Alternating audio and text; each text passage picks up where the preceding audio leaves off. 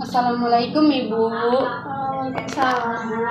Sebelumnya perkenalkan, nama saya Bidan Nanda Punia. Saya yang bertugas di klinik ini. Sebelumnya saya ingin mengisi data Ibu terlebih dahulu ya. Kalau boleh tahu, ini dengan Ibu siapa? Dengan Ibu Rini. Untuk umurnya 27 tahun Ibu. pendidikan lahirnya, Pendidikan terakhirnya S1. pekerjaannya, Ibu rumah tangga. alamatnya. Desa Serang Baru, Kabupaten Bekasi. Baik Bu, sudah saya datai ya informasi Ibu. Setelah ini saya ingin bertanya, tujuan Ibu datang ke sini untuk apa ya? Jadi begini Bu Bidan, saya ingin ber-KB, tapi saya bingung untuk memilih KB apa yang cocok untuk saya gunakan. Jadi tujuan saya datang ke sini untuk konseling terkait jenis alat kontrasepsi yang menggunakan alat apa saja selain kondom yang bisa digunakan nanti. Maklum, saya masih kurang mengerti tentang itu Ibu. Oh, jadi Ibu ingin ber-KB ya? Sebelumnya apa Ibu sudah menggunakan alat kontrasepsi? Oh sudah Bu, tapi hanya memakai kondom saat berhubungan seksual saja. Oh iya, Ibu sudah punya anak? Kalau sudah, Ibu sekarang punya anak berapa ya? Baru satu Ibu dan usianya baru 3 tahun. Emang anak umur segitu masih waktu yang baik untuk menjarak kehamilan agar Ibu bisa fokus mengurus anak Ibu yang sekarang. Baik, saya mulai aja konselingnya agar mempersingkat waktu. Jenis kontrasepsi itu yang menggunakan alat selain kondom itu adalah KB pil, suntik implan atau lebih dikenal susuk, dan IUD atau lebih dikenal dengan spiral.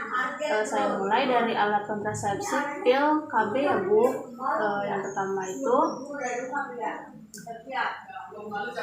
pil KB adalah tablet yang diminum setiap hari oleh wanita untuk mencegah kehamilan. Kedua, setelah Ibu mengonsumsi pil KB ini akan menghambat perkembangan telur dalam ovarium wanita selama siklus menstruasi. Nah, selama siklus menstruasi, tingkat estrogen yang rendah biasanya memicu kelenjar pituitari untuk mengirimkan suatu hormon yang memulai pengembangan telur, dan pil KB sebenarnya sangat efektif mencegah kehamilan lebih dari 90%, bahkan hingga 99% jika pemakaiannya dilakukan dengan teratur. Lalu pil KB ini ada keuntungannya dan kekurangannya juga ya Bu.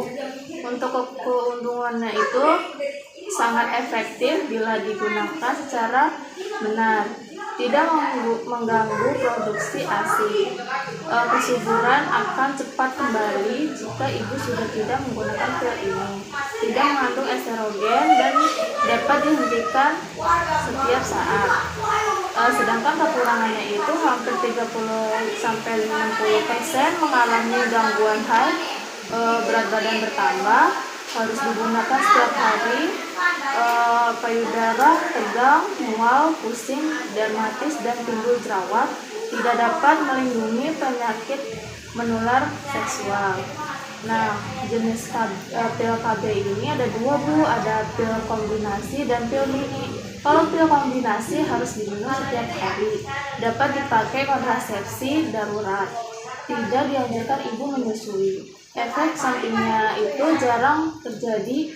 Pada bulan pertama, efek samping berupa mual, sakit kepala, nyeri payudara, spotting itu tidak apa-apa, nanti akan hilang sendirinya. Sedangkan untuk pil mini hari ke-1, hari ke-5 siklus haid dapat digunakan setiap hari asal tidak hamil.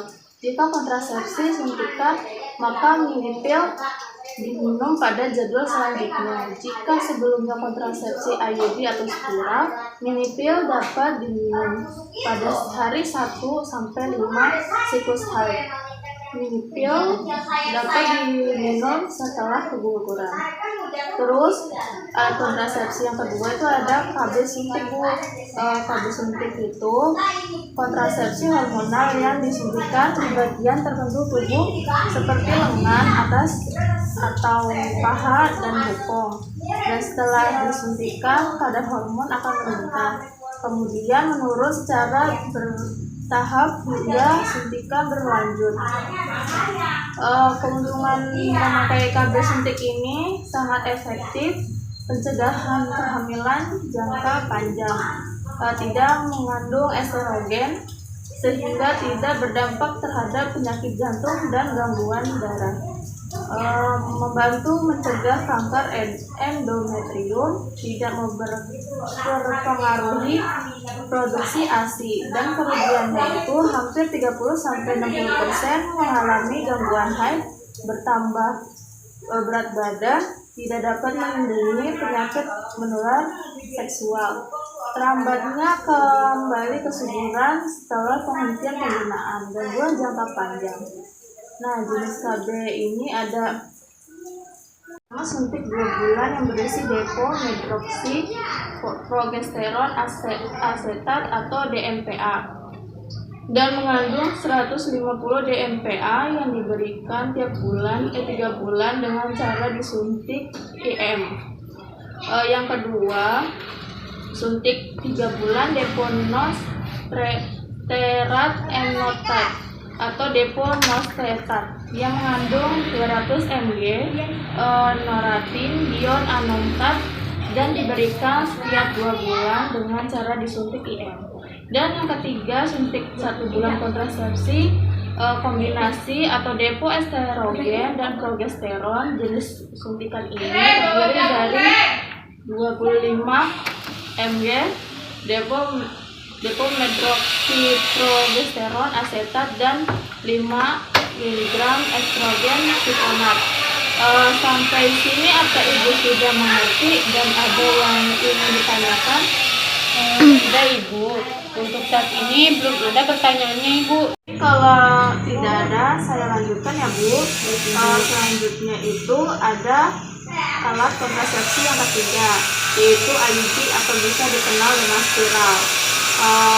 IUD ini adalah kontrasepsi jangka panjang atau alat kecil yang terdiri dari bahan plastik yang lentur, lalu dimasukkan ke dalam rongga rahim dan harus digantikan jika sudah digunakan periode tertentu. IUD akan bekerja untuk mencegah sperma dan ovum bertemu. Walaupun IUD ini membuat sperma sulit masuk ke dalam alat reproduksi perempuan, mengurangi kemampuan sperma untuk fertilisasi, memungkinkan mencegah implantasi telur dan uterus. KB IUD ini ada keuntungannya dan kerugiannya juga Bu. Keuntungannya itu pencegahan kehamilan jangka panjang sampai 10 tahun, dapat efektif segera setelah pemasangan, tidak mempengaruhi produksi ASI, dapat dipasang segera setelah melahirkan atau abortus. Setelah IUD dilepas, tidak mengganggu kesuburan. Tentu kehamilan ektopik dan kerugiannya itu mengalami keterlambatan mens yang disertai tanda awal kehamilan seperti mual, pusing, dan muntah. Terjadi pendarahan yang lebih banyak dari mens biasa. Terdapat tanda-tanda infeksi, misal keputihan, suhu badan meningkat, sakit di perut saat melakukan hubungan seks, maka segeralah hubungi dokter. Nah, alat kontrasepsi yang terakhir adalah implan atau disebut dengan susuk. Adalah metode kontrasepsi hormonal yang efektif dan dapat mencegah terjadinya kehamilan antara 3-5 tahun yang efektivitasnya 0,2-1 kehamilan rendah. Setelah pemasangan implan lendir serviks akan mengental menggunakan proses pembentukan endometrium sehingga sulit terjadi implantasi dan bisa menekan ovulasi. Keuntungannya mencegah kehamilan hingga 5 tahun, kesuburan kembali pulih setelah implan ini dilepas, tidak memerlukan pemeriksa dalam, tidak mengandung hormon estrogen, tidak memberikan masalah saat melakukan hubungan seks, tidak mengganggu produksi ASI, dan bisa dilepas kapan saja. Sedangkan kerugiannya itu setelah pemasangan terasa mual, sakit kepala, perubahan perasaan atau gelisah, meningkatkan atau penurunan berat badan, perlu dilakukan pembedahan kecil untuk pemasangan dan pelepasan. Tidak dianjurkan wanita yang punya kanker darah, kolesterol tinggi, pasien darah tinggi, penyakit kantung empedu, penyakit jantung, dan ibu siklus haidnya tidak teratur. Setelah itu, pemakaian implan ini hanya boleh dipasang pada perempuan pada usia reproduksi 20-35 tahun. Telah memiliki anak ataupun belum menghendaki kontrasepsi yang memiliki efektivitas tinggi dan menghendaki pencegahan kehamilan jangka panjang pasca persalinan dan sedang menyusui bayinya yang berusia 6 bulan atau lebih. Selanjutnya, jenis implan ini ada 3, yaitu Norplan, Implanon, dan Jedana. Norplan itu terdiri dari 6 batang.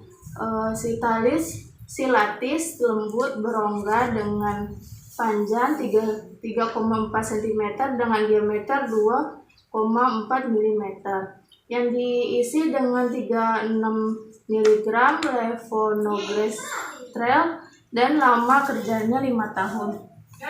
Implanon terdiri dari 1 batang putih lentur dengan panjang kira-kira 40 mm, diameternya 2 mm yang diisi dengan 68 mg 3 keto desogestrel dan lama kerjanya 3 tahun.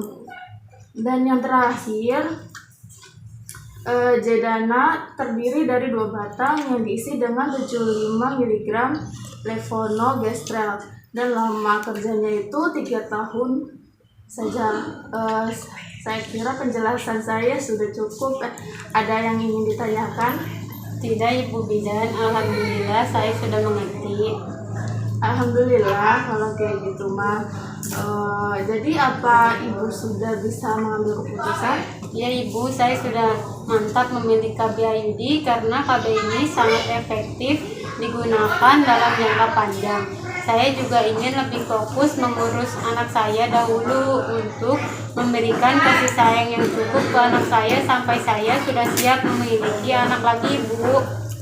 Itu pilihan yang sangat tepat, Bu, karena Ibu benar-benar memikirkan kepentingan tumbuh kembang anak Ibu.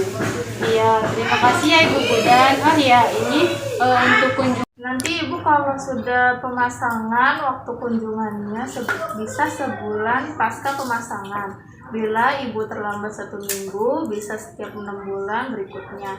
Serta terjadi pendarahan atau ada keluhan yang patologis, Ibu bisa datang ke sini lagi. Baik, untuk pemasangan mau kapan ya Ibu? Baik, nanti saja Bu, saya bicarakan dulu dengan suami saya, boleh atau tidaknya saya menggunakan KB IUD ini. Baik, kalau gitu, kalau diperbolehkan sama suami Ibu bisa datang ke sini lagi untuk pemasangan KB IUD-nya ya. Baik, terima kasih Bu Bidan untuk konselingnya. Konseling ini sangat bermanfaat bagi saya. Iya Bu, sama-sama. Kalau begitu saya pamit ya Ibu. Iya, Bu. Terima kasih. Sama-sama.